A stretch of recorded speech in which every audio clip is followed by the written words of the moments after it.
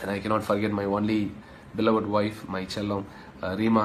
Thank you so much, Rima, and she's beside me. John Jebaraj அவருடைய மனைவியோடு சேர்ந்து வந்து ஒரே ஒரு வீடியோ போட்டுட்டேன்னா யாருமே ஜான் ஜெபராஜை குறித்து நம்ம பேச போகிறதும் கிடையாது. அவர் இப்பொழுது மனைவியோடு சேராத காரணத்தினால்தான் தான் சமூக வலைத்தளத்தில் எல்லாரும் வந்து பேசி கொண்டிருக்கிறார்கள். ஆனால் இதை ஜான் ஜெபராஜுக்கு ஒரு எச்சரிப்பாக மனைவியோடு சேர்ந்து வாழுங்கள்னு சொல்கிறது வந்து குறையாம் இப்படின்னு நிறைய அம்மையாரை வந்து சுற்றி சொல்கிறார்கள். ஜான் ஜெபராஜ் மனைவியோடு வாழாமல் இருப்பதெல்லாம் உங்களுக்கு பிரச்சனை கிடையாதான், ஆனால் குறை சொல்லிட்டோமா அதுதான் பிரச்சனையா. அப்படின்னா குறை சொல்லாதன்னு சமூக வலைதளத்தில் வந்து பேசுகின்ற அந்த அம்மையார்கள் வந்து எவ்வளோ பெரிதான அசுத்தாவி கொண்டவர்கள் என்பதை அந்த வீடியோவில் பார்க்க போகிறோம். அப்படிப்பட்ட ஒரு அம்மையாரை இப்போ இந்த வீடியோவில் பார்ப்போம். உங்கள் வீடியோவுக்குள் போகலாம். ராஜ்யத்துக்கு தேவனுடைய ராஜ்யத்தை கட்டும்படி கடைசி காலத்துல பிசாசு உங்களை மாதிரி ஆளுங்களை எழுப்பி விட்டு பரியாசக்காரனுங்களா உங்க முகங்களை எல்லாம் உலகத்துக்கு காட்டி அருவருப்பான மூஞ்சிங்களை வச்சுக்கிட்டு இப்படி கோண மூஞ்ச காட்டி அப்படி கோண மூஞ்ச காட்டி ஆன்னு காட்டிக்கிட்டு பார்க்க முடியல அவ்வளவு கேவலமா இருக்கு. அதனாலதான் ஆண்டவர் சொல்றாரு, பரியாசக்காரன் உட்கார இடத்துல உட்காராத ஓடிரு. சமூக வலைத்தளத்தில் கள்ளத்தீர்க்கதரிசிகளை எச்சரித்து வருகின்ற தேவனுடைய பிள்ளைகளை பார்த்து இப்போ நிறைய பேர் வந்து குறை சொல்லாதீங்கன்னு சொல்கிறத நீங்கள் வந்து கேட்டிருப்பீங்க. அதை அந்த முதல்ல வீடியோவில் கேட்டீங்க. அந்த அம்மா வந்து யாரையும் குறை சொல்கிறீங்கன்னு சொல்லி இந்த அம்மையார் மாத்திரம் கிடையாது, இன்னும் நிறைய வீடியோ நம்ம வந்து பார்க்க போகிறோம். இப்படி குறை சொல்லாதீங்கன்னு சொல்கிற இவங்க அத்தனை பேரும் வந்து அந்தி கிறிஸ்துக்கள். இவங்க அசுத்த ஆவி மூலமாக தான் இப்படி வந்து பேசி கொண்டிருக்கிறார்கள் என்பதை அந்த வீடியோவில் வந்து நம்ம விரிவாக வந்து பார்க்க போகிறோம். எப்படி அப்படின்ற நேரத்தில் கேட்பீர்கள். இப்பொழுது குறை சொல்லாதீங்கன்னு சொன்ன இந்த அம்மையார் இப்போ அந்த ஒரு 3 பேரை வந்து குறை சொல்லி கொண்டு இருக்காங்க. முகங்களை எல்லாம் உலகத்துக்கு காட்டி அருவருப்பான மூஞ்சிங்களை வச்சுக்கிட்டு இப்படி கோண மூஞ்ச காட்டி அப்படி கோண மூஞ்ச காட்டி ஆன்னு காட்டிக்கிட்டு குறை சொல்லாதீங்கன்னு சொன்ன இந்த அம்மாவே இப்போ குறை சொல்லுது. இந்த அம்மா வந்து அசுத்த ஆவி கொண்டது. அதை நம்ம ஆதாரத்தோடு தான் அந்த வீடியோவில் வந்து பார்க்க போகிறோம். எப்படி அப்படின்னு நீங்கள் இன்னொரு தடவை என்கிட்ட கேட்பீங்க. அந்த வீடியோவும் நீங்கள் பார்த்துட்டு வாங்க. ராஜ்யத்துக்கு தேவனுடைய ராஜ்யத்தை கட்டும்படி கடைசி காலத்துல பிசாசு உங்களை மாதிரி ஆளுங்களை எழுப்பி விட்டு இந்த வீடியோவில் இந்த அம்மா என்ன கூறுகிறது என்றால், பால் தினகரனை வந்து தேவனுடைய ராஜ்யத்துக்காண்டி கெட்டுகின்றாராம். இதிலிருந்து தெரிய வேண்டாமா இந்த அம்மா ஒரு அசுத்தாவி கொண்டது என்று. பால் தினகரன் தேவனுடைய ராஜ்யத்தை கட்டலை, பிசாசின் ராஜ்யத்தை கட்டுறாரு, அவருடைய வயிறை கட்டுறாரு, அவருக்கு சொத்தை சேர்த்து வச்சுக்கிட்டு இருக்காரு. இதுலேருந்து உங்களுக்கு தெளிவாக புரிஞ்சிருக்கும். மோகன்சி ஐயாவை வந்து எப்படி நீங்க அப்படி பேசலாம்? இந்த அம்மா ஏன் வந்து குறை சொல்லாதீங்கன்னு சொல்லிட்டு வராங்கன்னா, மோகன்சி மேலே ஒரு ஆதங்கம், மோகன்சி மேலே ஒரு பிரியம், பால் தினகரன் மேலே ஒரு பிரியம். அதனால தான் அப்படி குறை சொல்லாதீங்கன்னு சமூக வலைதளத்தில் வராங்களே தவிர இந்த அம்மையாருக்கு கிறிஸ்துவ மேலே விருப்பமும் கிடையாது, கிறிஸ்துவனுடைய போதனை மேலே நாட்டமும் கிடையாது, கிறிஸ்துவ மேலே ஒரு அன்பும் கிடையாது. மனுஷன் மேலே தான் அன்பு. அந்த மனுஷன் மேலே அன்பை வைத்துக்கொண்டு குறை சொல்லாதீங்கன்னு வராங்க. ஆனால் இந்த மோகன்சியும் பால் தினகரனும் அபிஷேகம் பண்ணப்பட்டவர்னு சொல்லி இந்த அம்மா பேசிக்கிட்டு இருக்குது. அபிஷேகம் பண்ணப்பட்டவங்க நாங்கள் தான், தேவனுடைய பிள்ளைகளாகிய நாங்கள் தான். நீங்கள் தவறாக அபிஷேகம் பண்ணப்பட்டவங்க மேலே நீங்கள் தான் இப்போ வந்து குறை சொல்லிகிட்டு இருக்கீங்க. அதனால் அம்மையாரே நீங்கள் தான் ஜாக்கிரதையாக இருக்கணும், நீங்கள் உடனே மனம் திரும்பிடுங்க. அதனால தான் பவுல் சொல்லுகிறார், சபையில் பெண்கள் பேசக்கூடாது என்று பவுல் வந்து எச்சரிக்கின்றார். நீங்கள் இப்படி பேசி இந்த மோகன்சி இந்த பால் தினகர்லாம் ஒரு கள்ள போதகர்கள், இவங்க ஏமாத்துக்கிறதுக்காகவே பிசாசினால் அபிஷேகம் பண்ணப்பட்டவர்கள். இவங்களை பார்த்து நீங்கள் கடவுளோடு இவங்க வந்து ஒப்பிட்டு பேசி கொண்டு இருக்கிறீங்க. தயவு கூர்ந்து அம்மையாரை உடனடியாக நீங்கள் மனம் திரும்புங்க. குறை சொல்லாதீங்கன்னு சொன்னவங்களே இப்போ வந்து குறை சொல்ல ஆரம்பிச்சிட்டாங்க. அந்த வீடியோ எல்லாத்தையும் நம்ம பார்த்துட்டு வரோம்.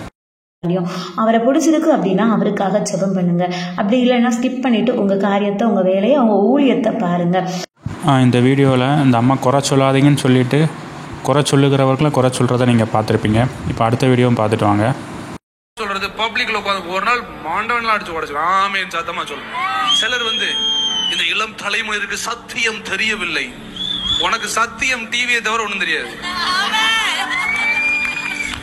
என்கிட்ட வந்து காமெடி பண்ணிட்டு இருக்க கூடாது நினைச்சேன். இந்த ஊழியக்காரங்க எல்லாம் குறை சொல்றாங்கல்ல, அவர் இது பண்ணி இருக்க கூடாது, இது பண்ற தப்பு, அவர் வந்து விழுந்துட்டாரு, அந்த மாதிரி தவறான வார்த்தைகள்லாம் யூஸ் பண்ணி அவங்கள குறை சொல்லி மட்டப்படுத்துறாங்கல்ல. இதுக்கு பைபிள்ல எதுவுமே இல்லையே. அப்படி குறை சொல்றது ரைட்டு தானா? அந்த ஊழியக்காரங்களை அழைச்சது கடவுள். அவங்களுக்கு பதில் கொடுப்பாங்க. ஆண்டவர் அவங்களை விசாரிப்பாரு. அவங்களுக்கு என்ன தேவையோ அதை ஆண்டவர் கொடுப்பாரு. அது இந்த வீடியோவை பார்த்துருப்பீங்க. இந்த வீடியோவில் பேசுகிறவங்களை குறித்து நான் ஏற்கனவே நிறைய வீடியோ போட்டிருக்கேன். அதையும் நீங்கள் போய் என்னோடய சேனலில் போய் பாருங்கள். அதாவது இப்போ இந்த தம்பி வந்து ஒரு ஃப்ளா பண்ணுறாரு.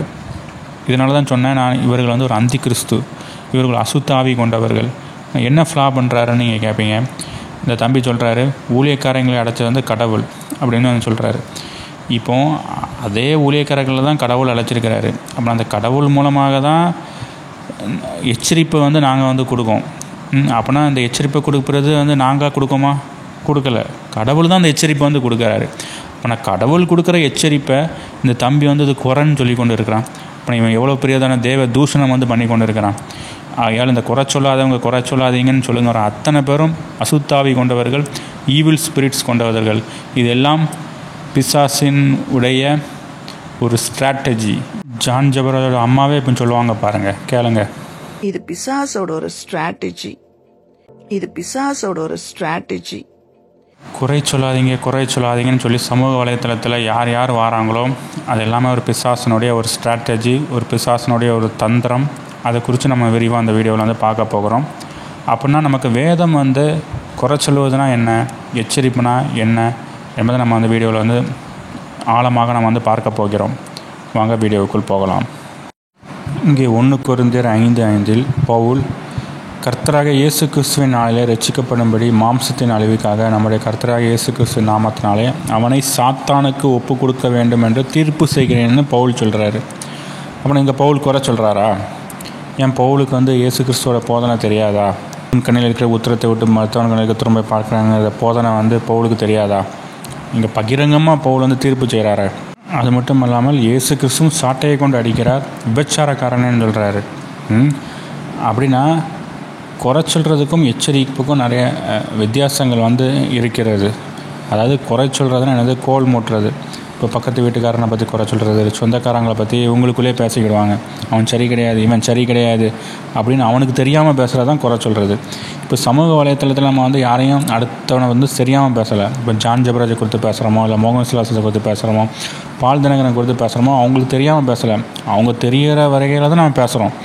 அப்படின்னா அது வந்து குறை சொல்கிறது கிடையாது, அது வந்து எச்சரிப்பு. இந்த எச்சரிப்பு வேதம் முழுவதுமாக கொடுத்துட்ருக்கு. வேதம் முழுவதுமே அப்படின்னா குறை சொல்கிறதுன்னு சொல்ல முடியுமா? விபச்சாரக்காரன, உன்னிடத்தில் எனக்கு குறை உண்டு, கள்ளத்தீர்க்கதரிசிகள் வருவார்கள், ஆட்டுத்தோலை பொருத்தி கொண்டு ஓனாய் வரும், இதில் அப்படின்னா குறையா? வேதம் ஃபுல்லாக ஒருத்தனுடைய குறையை தான் சொல்லிகிட்டு இருக்கோம். வேதத்தை நம்ம எடுத்து வாசிக்கும் போதே அது நம்மளுடைய குறையை தான் பிரதிபலிக்கும். நம்ம எதுக்கு வேதத்தை எடுத்து வாசிக்கோம்னா நம்மளை சரி பண்ணுறதுக்கு தான் நம்ம வேதத்தை நம்ம எடுத்து வாசிக்கும். ஓகே, வேதம் குறை சொல்லுதுன்னு சொல்ல முடியுமா? சொல்ல முடியாது. அப்படின்னா ஒருத்தர் மூலமாக நமக்கு எச்சரிப்பு வருதுன்னா, எனக்கு வருதுனாலும் சரி, அது நம்மளுடைய ஆத்மாவுக்கு அது நல்லது. அதனால தான் அந்த எச்சரிப்பு வருது. அதை நம்ம நல்லதாக எடுத்துக்கிடணும். அதை நம்ம குறை சொல்கிறதா நம்ம எடுத்துக்கிட்டீங்கன்னு நினைத்தீங்கன்னா உங்கள்கிட்ட வந்து அசுத்தாவி தான் இருக்குது. அதை நம்ம வந்து புரிஞ்சுக்கொள்ளணும்.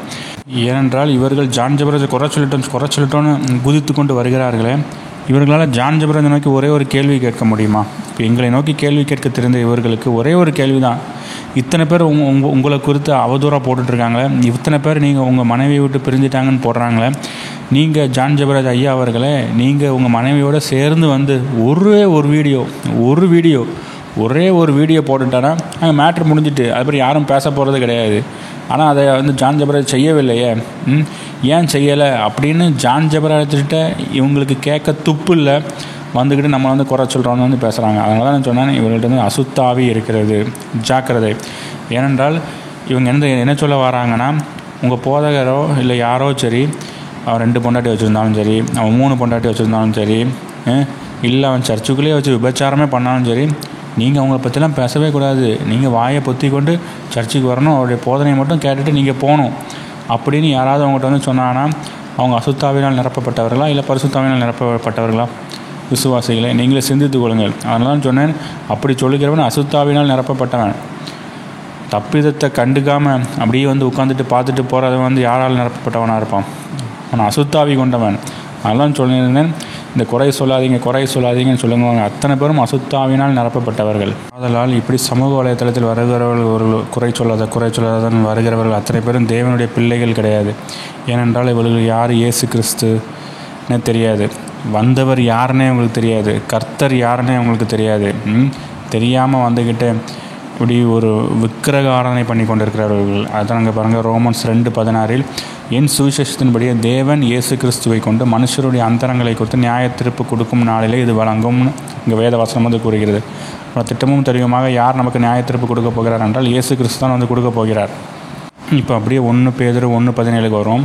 அன்றியும் பட்சபாதம் இல்லாமல் அவனவனுடைய கிரியைகளின்படி நியாயந்திருக்கிறவரை நீங்கள் பிதாவாக தொழுது கொண்டு வருகிறபடியால் இன்னும் வசனம் இருக்குது. அப்படின்னா வந்தவர் யார்?